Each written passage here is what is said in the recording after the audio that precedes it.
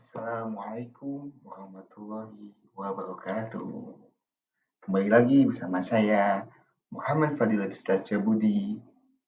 Ya, di sini saya akan menjelaskan sedikit tentang asuransi, yaitu untuk memenuhi tugas saya sendiri, tugas RT2, hukum asuransi.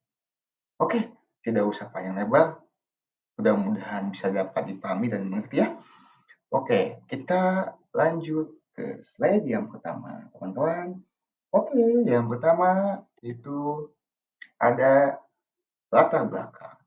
Sebelum masuk ke pengertian, pasti dong ada latar belakang. Nah, latar belakang terjadinya asuransi itu terjadi pada zaman kuno tentunya. Pada zaman kuno tahun 1750 sebelum Masehi di Babilonia ini praktik saling tolong-menolong untuk melindungi risiko yang telah ada di zaman kuno itu. Yang kedua, ada di zaman Romawi kuno. Kalau di Romawi kuno terdapat guilds atau serikat dagang yang memberikan bentuk perlindungan secara kolektif kepada anggotanya dalam hal kecelakaan dan kehilangan. Yang ketiga, abad pertengahan.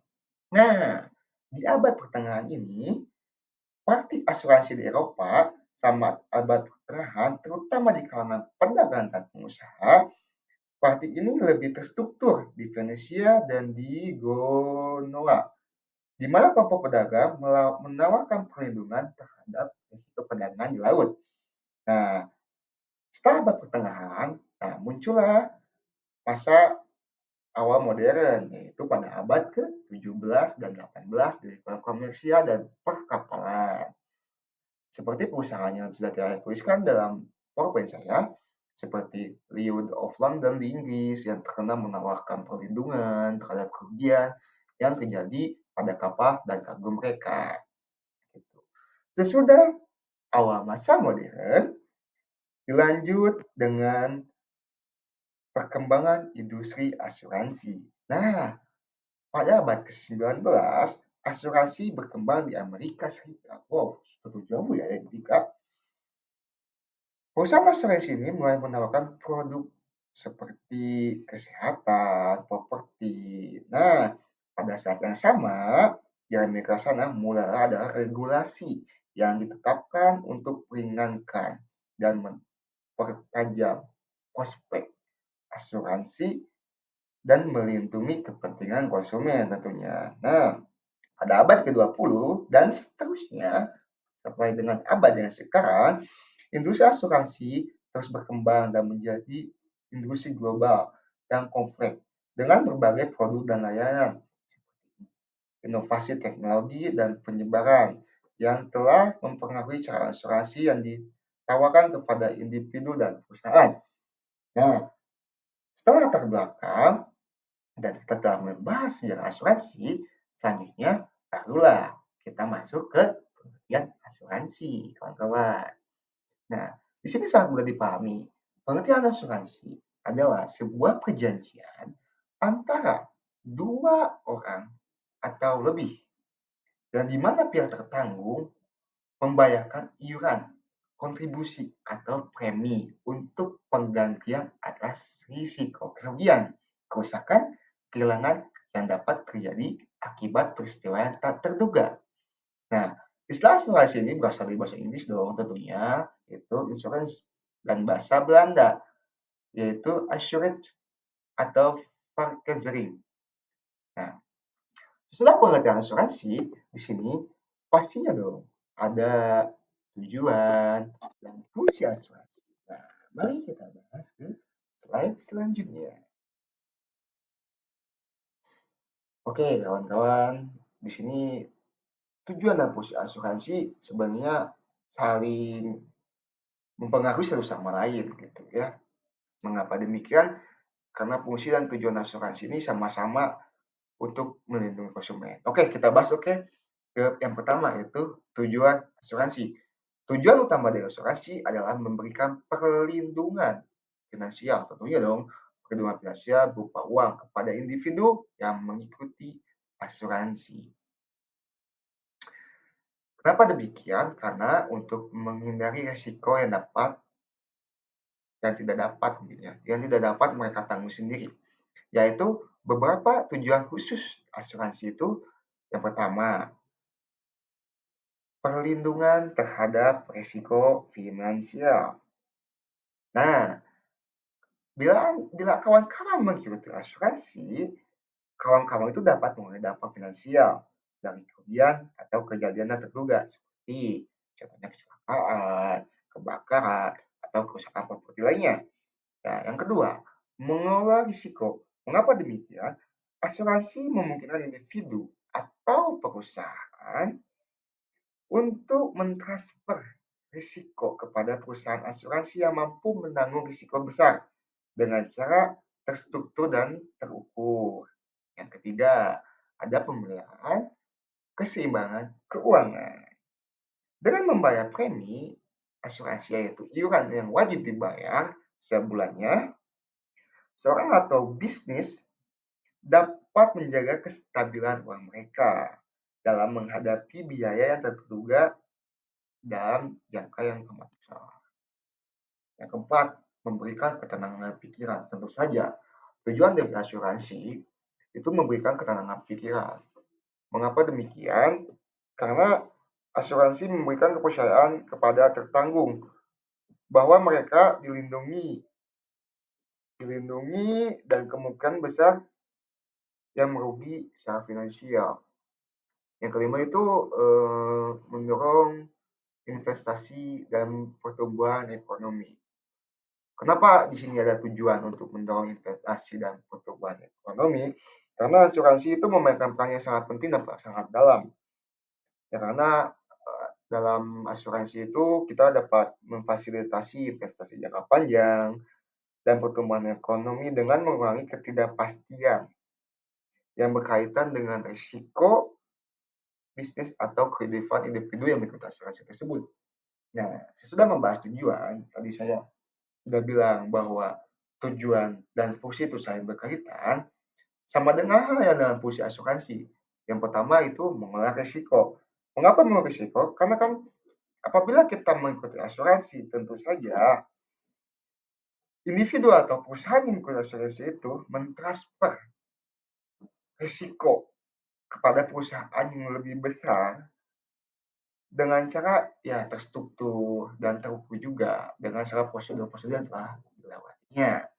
Yang kedua tentu saja fungsi utama asuransi itu ya menyediakan keamanan finansial kepada konsumen atau individu yang mengikuti asuransi tersebut. Kenapa demikian? Karena apabila tidak terstruktur dan terukur, tidak jelas prosedurnya, akan menimbulkan ketidaknyamanan, ketidakamanan finansial. Karena kita kan kalau kita mengikuti asuransi itu kita kan mendapatkan fungsi dan mendapatkan pelayanan, yaitu menyediakan keamanan finansial bagi pengikut asuransi yang sudah ditangani oleh polis, yaitu perjanjian asuransi tersebut. Yang ketiga, memberikan ketenangan pikiran. Di mana?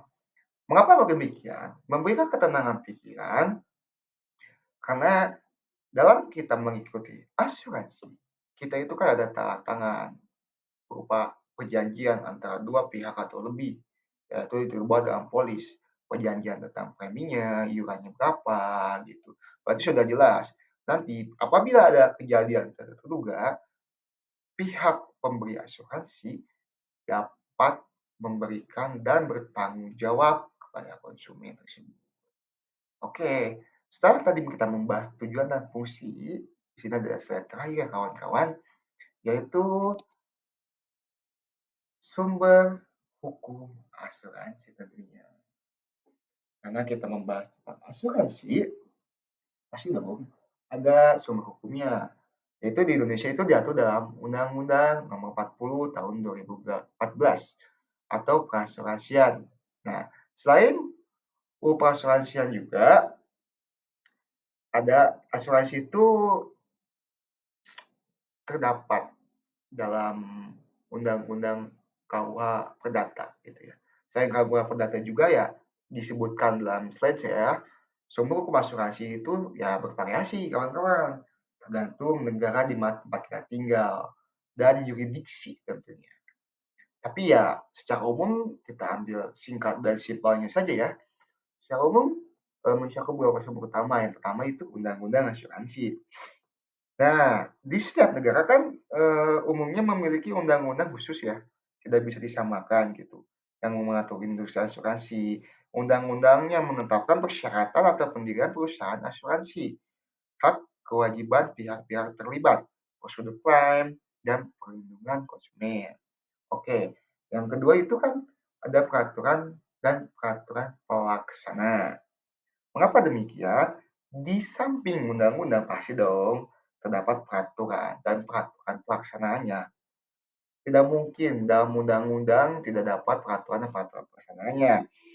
Yang dilakukan yang dikeluarkan oleh otoritas pengatur asuransi yang mengatur lebih detail berbagai aspek operasional perusahaan asuransi, termasuk standar keuangannya kayak gimana, persyaratan solvabilitasnya gimana, dan perlindungan konsumennya itu yang lebih utama, kawan-kawan. Yang ketiga itu ada kontrak asuransi atau polis asuransi. Nah, kontrak asuransi dikenal dengan polis yang tadi saya sebutkan di slide sebelumnya. Mengapa?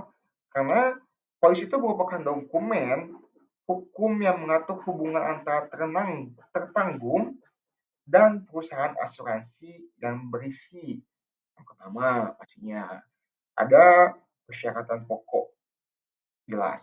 Yang kedua, ada cakupan perlindungan. Yang ketiga, premi. Jelas, premi pasti ada kawan-kawan. Karena itu iuran wajib yang harus dibayar karena sudah tertera dalam polis gitu.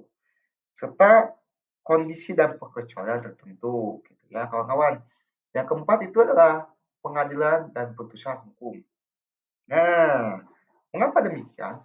Pengadilan itu sangat berperan penting dalam menafsirkan dan memutuskan perselisihan dan berkaitan dengan asuransi. Putusan hukum ini dapat menjadi sumber penting perkembangan hukum asuransi yang akan datang.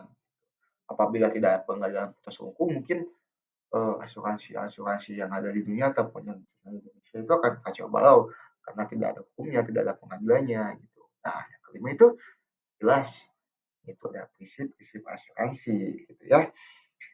Dalam asuransi itu mengandung hubungan antara pihak-pihak yang terlibat. Seperti dalam asuransi itu kita harus dapat mempunyai rasa kepercayaan, kejujuran itu as God fight, prinsip indemnity, prinsip proximity cause, dan prinsip subrogasi kawan-kawan. Ya mungkin sekian yang dapat saya jelaskan.